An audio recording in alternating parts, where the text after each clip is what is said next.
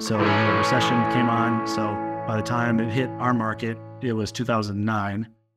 And so I lay off all of my guys who are, I should mention, now employees, because to make things even more fun, I did get some advice, and the advice was you have to turn these guys into employees. So I turned them into employees. Of course, we're not charging enough to make them employees, and then the recession comes. So my bills radically rocket upward. Our workload drops by like 25%, and it is just not sustainable. So I lay off all my friends, because these are all friends. Mhm. It was devastating, and it's just me and my little cave in the basement and all these business books that I didn't act on. So one of the takeaways there is that knowledge does not equal understanding. That's Uh, fair. Shit. Right. it's good. It's good to read a lot, but application of knowledge is, they say that knowledge is power. I believe that the application of knowledge can become powerful, Yes. and is a little bit more detail that they miss out in the quick statements there.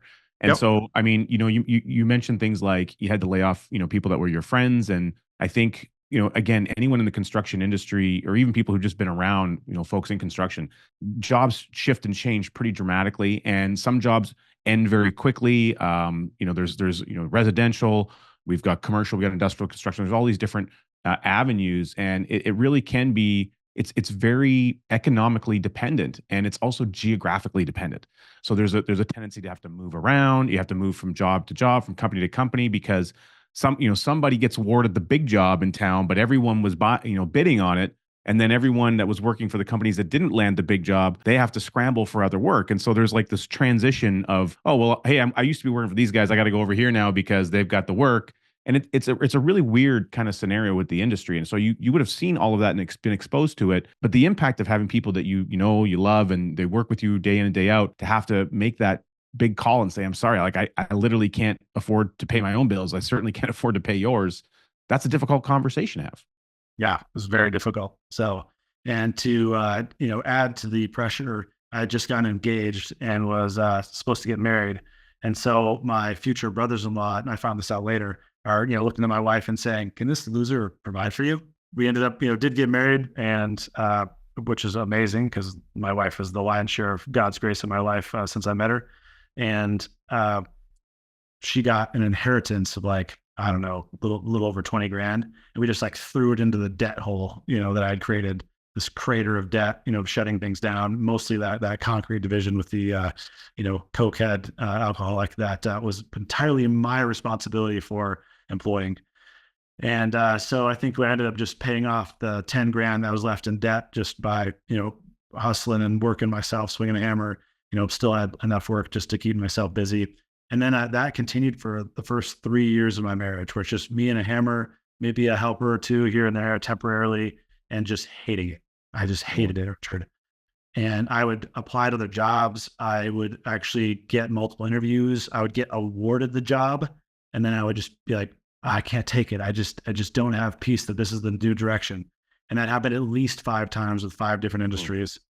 And then finally, after 3 years, I just said, all right, God, if you want me to continue as a carpenter the rest of my life, I will.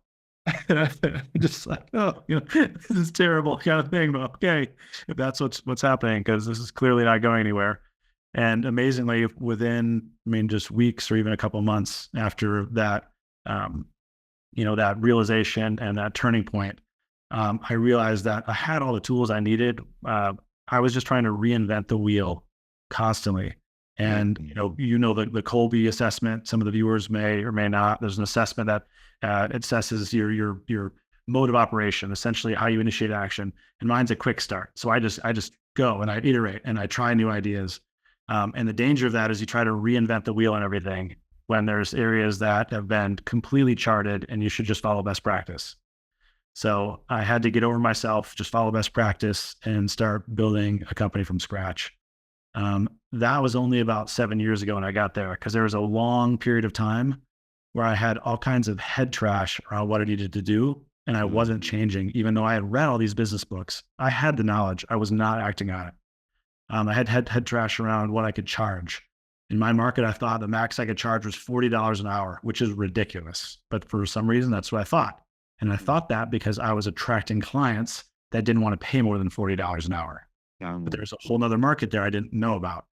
I had head trash around what helping looked like.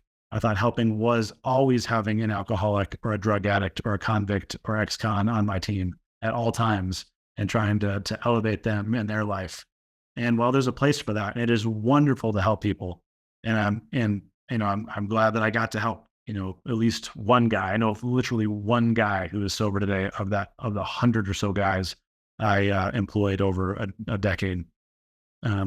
But I realized at the end of that, through a whole nother story, which I probably won't relate here unless you want me to dig into it, that by loving these guys, and I put quotes around that too, like loving these guys, I was hating my clients. That was a powerful realization. And that's when I pivoted. And that was about 7 years ago. So head trash around what I could charge, head trash around what helping looked like. And then I guess that third one is head trash around employees. I thought they're too expensive and that I couldn't possibly go there. And so I had to get past all three of those things. And then I did through a horrible situation, which, I mentioned before, the rough sketch is that two guys stole prescription narcotics from a client of ours, painkillers.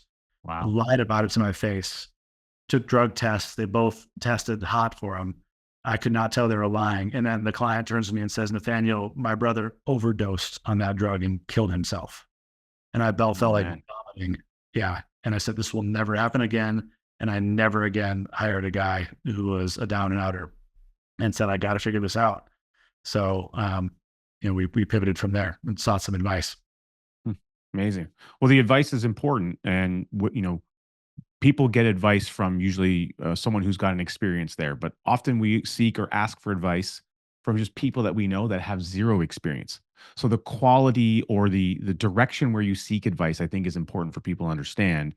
And when you're seeking advice or maybe some mentorship, you're probably want to go to a source where there's some proven track record or expertise in that zone versus calling up your brother-in-law and saying, hey, I'm thinking about, building XYZ in this house, and they've never touched a hammer in their life. Like, maybe not the right place that you want to be asking that particular advice. Yeah, that's spot on. Now, we decided to hire a consultant who was in the industry and was respected, and it cost a ton of money. Even at the time, it was an astronomical amount for us. I would still say it's expensive today for what we paid. And they did give us good advice. The irony of the advice is that we just needed to have the self-discipline to do the things we knew to do. And so that's what it came back to for me. And it has time and time again, to the point where I realize now that sometimes I do need to pay what I call the self-discipline tax. And so like when I go to the gym, I joined only a year ago, and I literally told the proprietor, I'm just here to pay my self-discipline tax. I have a weight set in my basement, but I stare at it, I'm like, oh, weights. But I go down to the gym and they tell me what to do for an hour. I don't have to plan it. I don't have to think about it. I don't read ahead. I don't even record what I'm supposed to be doing, which is probably best practice. I don't care. It's getting me the result I want. I go in, I work out for an hour, I leave. So I pay my self-discipline tax. And in this situation, we had to pay a hefty self-discipline tax and to be told, yes, you need to do what you know you need to do, and then to actually implement. And this is when we actually did start seeing traction though. So instead of I got rid of all that head trash because I had someone look at it and be like, no, you can do these things. You just need to actually market. You need to actually build systems and have some standards. And we went all the way into the other ditch in terms of hiring personnel. So now it was going to be full employee and it was going to be top quality. And, we got a great lead carpenter and we were starting to run. And then, we cast this vision with the consultant. We were going to hire 2 more lead carpenters by May. And this was like, the end of the year. And so we started putting the word out. We started conducting interviews, and our lead carpenter that we have comes to us. Like, it was the day after Christmas, I think. And he just says, hey, Nathaniel, got some bad news, man. My mom got in a car wreck back in California, and my brother's taking care of her now, but I got to go back and help care for her. So I'm going to leave no later than July. And we felt terrible for him. How can we help? And then of course, after he leaves, we're just like, oh man, this is terrible. Huge setback. But hey, we're interviewing. Let's see where this goes. And so, I'm a big believer in praying specific prayers. So we prayed a specific prayer. We said, Lord, help us hire not one, but 2 lead carpenters on May 1st.